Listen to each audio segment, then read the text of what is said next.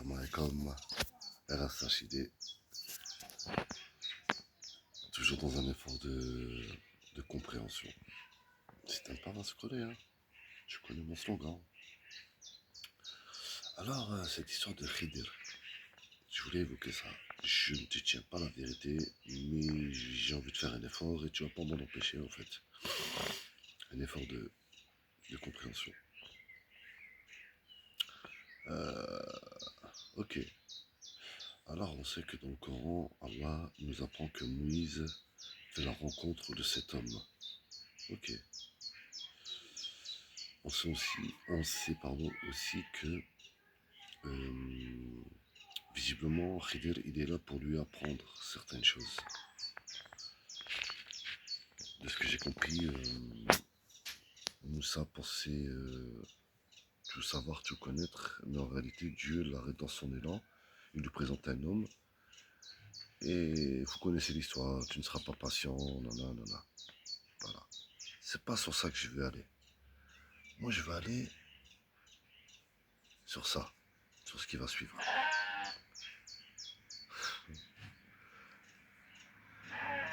Mes agneaux.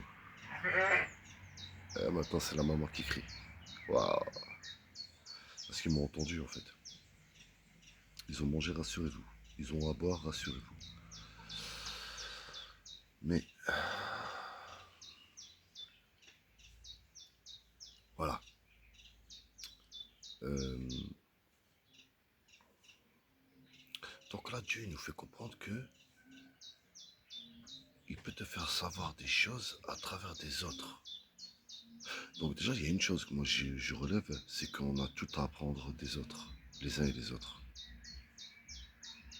Alors que si Moïse, il a un rang très haut, très élevé, et mais qui ne savait pas tout, qui es-tu toi? Qui suis-je moi? Pour prétendre que je sais tout, que tu sais tout. Ben non. Parce qu'on apprend des uns et des autres en réalité. Ok.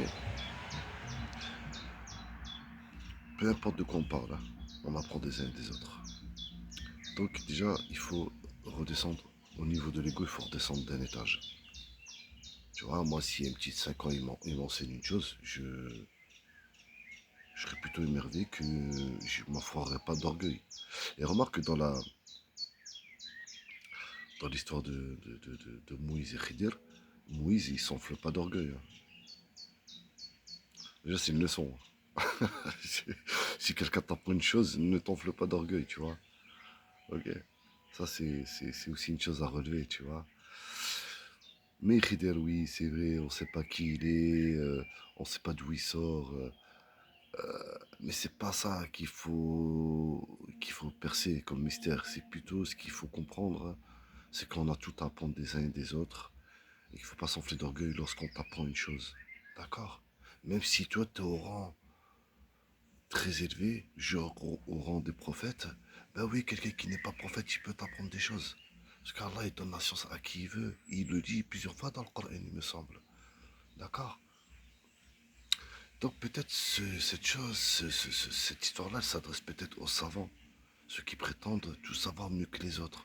Oui, tu as étudié, oui, tu sais beaucoup de choses, c'est honorable, c'est noble, c'est machallah. Mais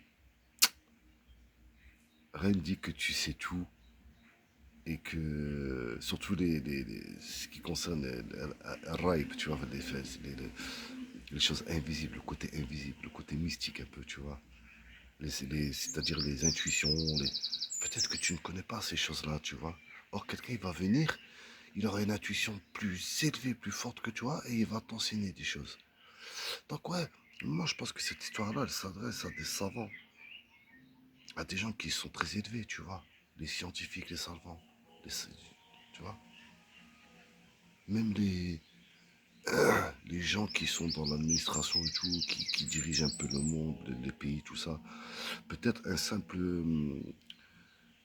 personne lambda, une simple personne du peuple, peut enseigner des choses sur le fonctionnement d'une société ou autre. Donc écoutez les uns les autres, car on apprend des autres aussi. Car Allah il donne la science à qui il veut, le savoir à qui il veut. Voilà, c'était accepté mon effort de compréhension. Si tu as compris ce que j'ai dit, ouais, essaie de reprendre mes propos en mieux. Ça me fera plaisir. Salam alaikum et rasta si vous aimez pas, c'est pas grave.